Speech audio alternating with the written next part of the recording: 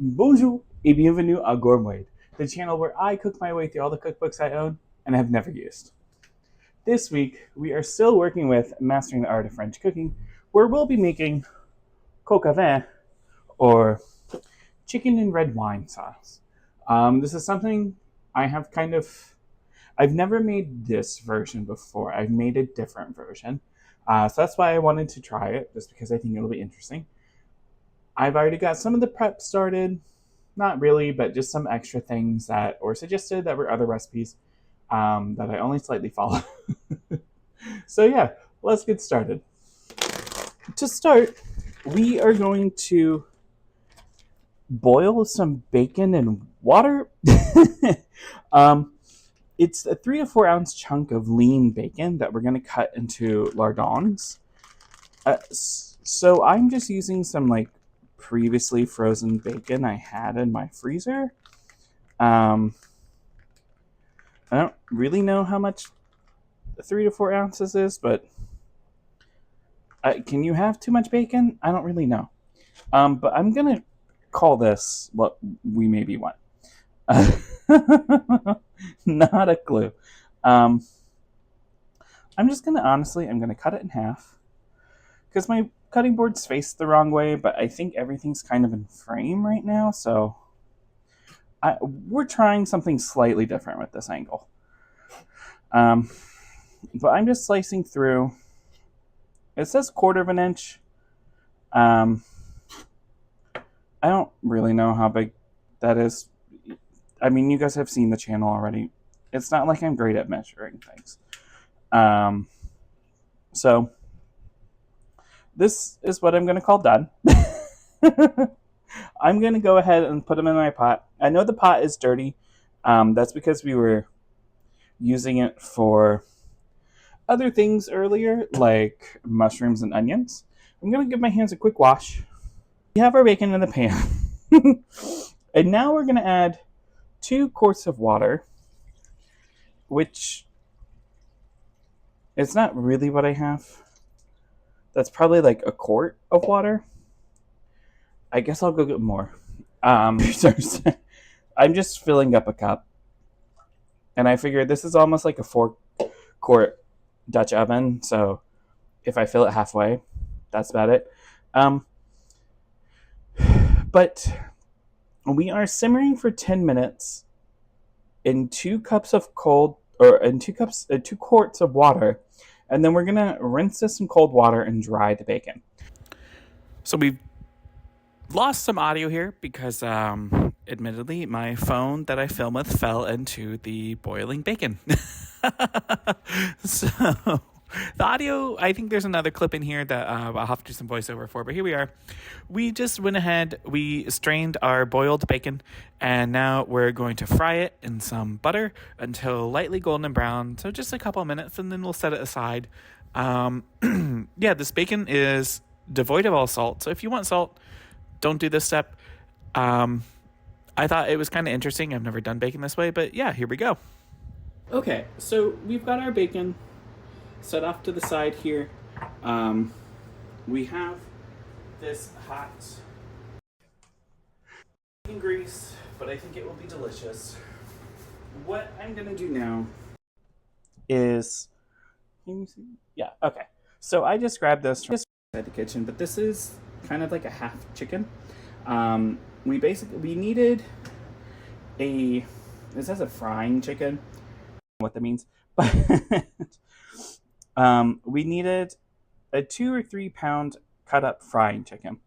What I did was I just bought from the grocery store like half chickens, and then figured I'll break it down the best I know how. So I think, I'm not an expert at this. I just know you have to find the knuckle, which it looks like we're kind of close. Sorry if this is disturbing, but it's important to know where our food comes from. And then you just kind of have to break it with your knife. So that's what I'm trying to do. I might be slightly off of the knuckle.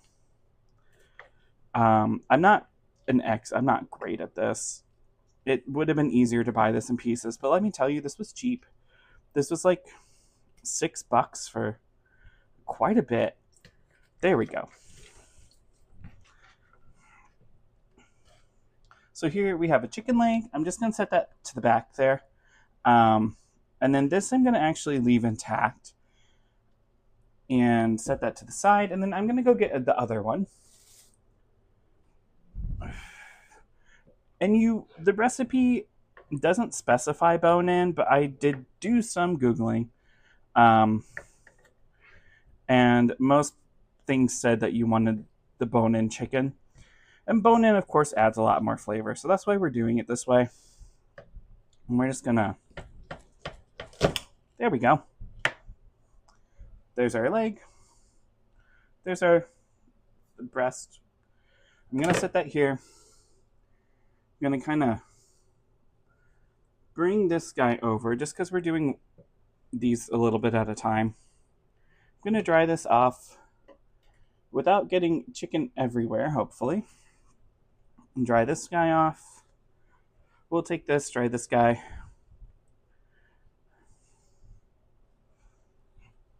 Okay. Really, we're trying to brown our chicken is what we're doing. I can set that back here for now.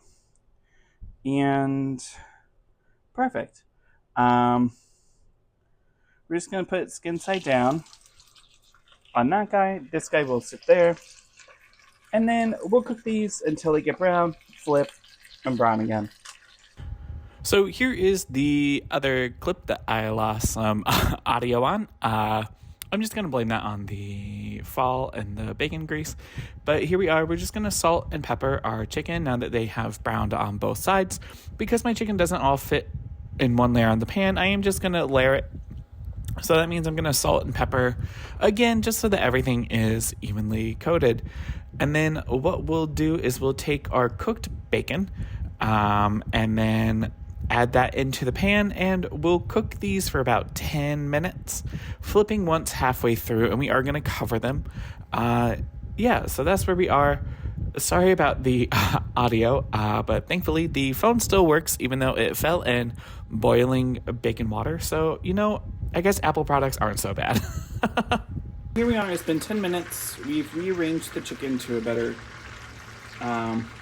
layering. We did flip them. I'm going to turn this up a little bit. What we're going to do now is add a 4th cup of cognac. I just have Hennessy. It's what I have from the previous videos. Now, this does say to pour in the cognac and light it with a match so it will flame and burn off the alcohol that way. With the way that the video has already gone, I'm not going to do that. I was planning on it, but I am not going to risk it. I feel like I already had bad luck. So I'm just going to pour this in and kind of let the alcohol cook out on its own. It smells so much of the cognac anymore, which is good for us. So now we can go ahead and get our wine ready. We need 3 cups of red wine. I already opened it because I was using it for the mushrooms. I don't know which way. I'm just using a Josh Cabernet. I'll show you once I'm done pouring. Now I know this is not going to fill up all the way to the chicken. Can you see? Here we go. That's what I'm using. It's just a Josh Cabernet Sauvignon. There's definitely nicer wines to use. But that's what I had. I didn't have to buy it, and that's kind of the whole point. And now we're going to add stock the rest of the way to cover up our chicken. And if I use all the stock and the chicken's not covered, I'm okay with that. It's definitely more stock. We're supposed to use 3 cups of red wine and 1 to 2 cups of a brown chicken stock. That was way more than 1 to 2 cups of brown chicken stock. And I think I'll just add a little bit more wine in, just because we did add some more chicken stock. Look, more wine's not going to hurt anybody. And now we get to add a 4th teaspoon of thyme, which I'm just going to sprinkle. I know that's more than a 4th teaspoon, but I'm okay with that. I'm going to add 1 bay leaf. and 1.5 came out, so that's what I'm gonna do. I have cooked so long with bay leaves, I have no idea what they do. So I don't think adding half of one more is gonna make much of a difference. We're gonna add half a tablespoon of tomato paste. I'm just gonna eyeball it. And then we are going to add 2 cloves of smashed or minced garlic. We all know I'm using pre-minced. And with what I have left in here, I'm just gonna dump all of it in, because that'll be about 2 cloves. And now we're gonna get this to a simmer. Once it simmers, we're gonna cover and cook for, like I said, about 30 to 40 minutes, I think. It's been just about 40 minutes is what I went for, of our chicken cooking covered on this type of a heat. I'm gonna go ahead and remove our chicken. It feels really tender. It smells absolutely fantastic. It's dyed a little purple, but that's okay. We knew that going in.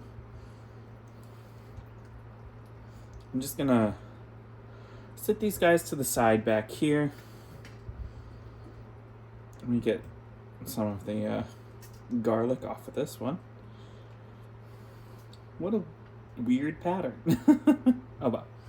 Okay. And then what we're going to do is, I've got this turned up on heat. The recipe says to simmer the liquid for about a minute or 2. And skimming off the fat. So I'm going to see, I still have my bowl. I'm just going to skim off some of the fat, see if that, see what we get.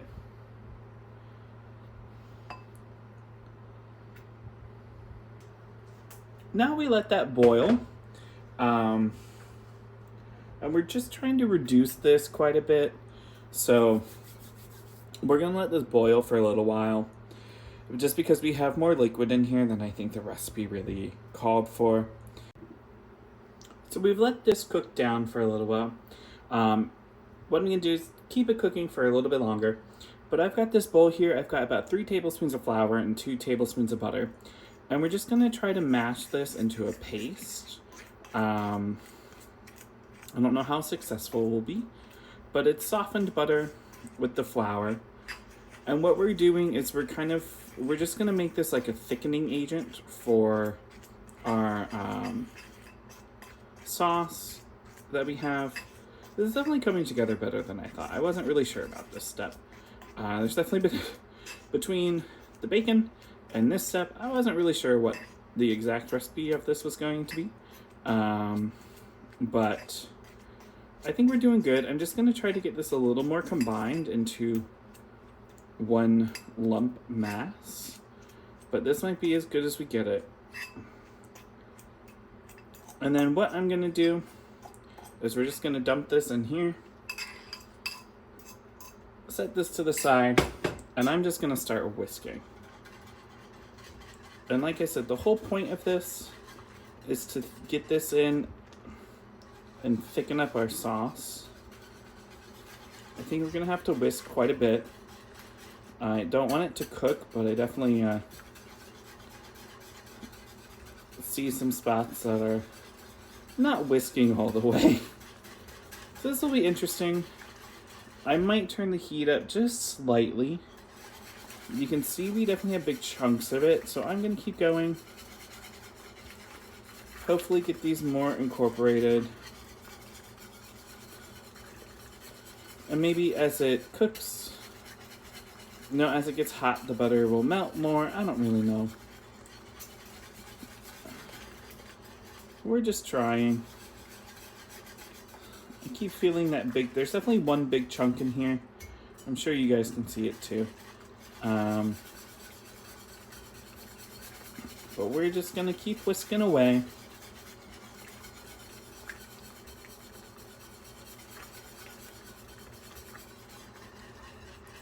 Now the recipe says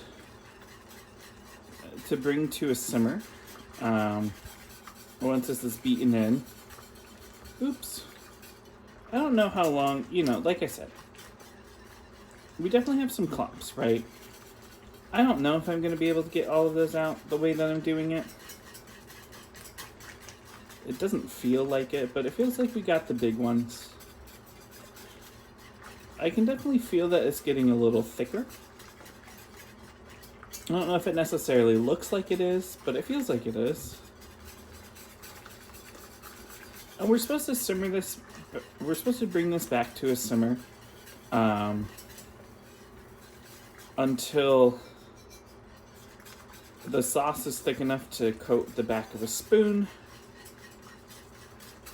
We'll see how long that takes. Looking at this, it looks like we've got a lot of those flour bits out. We might have actually gotten all of them. Look at us go.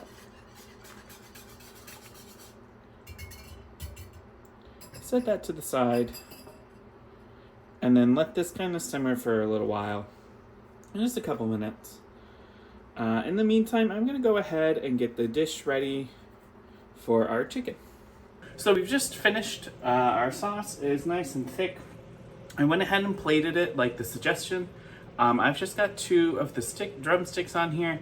And then at the bottom, we've got some sauteed onions and mushrooms. I went ahead and did those off camera earlier in the day. That was the serving suggestion. I think reading it, it might have meant like pearl onions and maybe whole like button mushrooms. Didn't do that. But hey, they're delicious and I have been snacking on them. But we've got some fresh parsley on here.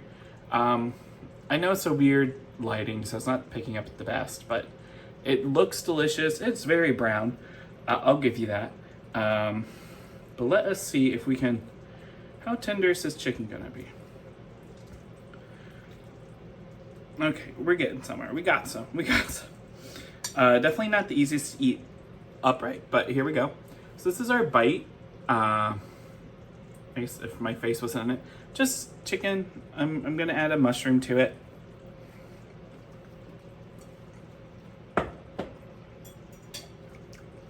That is really good. I mean, I can't say it's super special. It's something that I have made kind of a play on a lot of times, but to see something that like is sort of an original version of what I do, I like this. It really wasn't hard to make. Sorry, I'm just stirring the sauce a little bit so it doesn't burn. But it really wasn't hard to make. It came together super easily.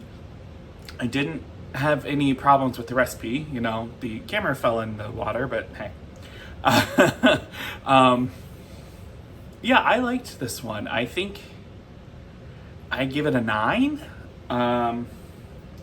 It wasn't expensive to do. The ingredients were easy to find. The recipe was super simple to follow. I thought it'd be a lot harder than it was. Maybe the only thing I wouldn't do is simmering the bacon in water, but I will say that bacon has no more salt in it. So if you're trying to get a less salty bacon, that is the way to go. I just don't think I care. I would just add less salt as we went. But I really liked this one. I'm looking forward to eating this for dinner. But yeah, I'll see you guys in the next one. Bye.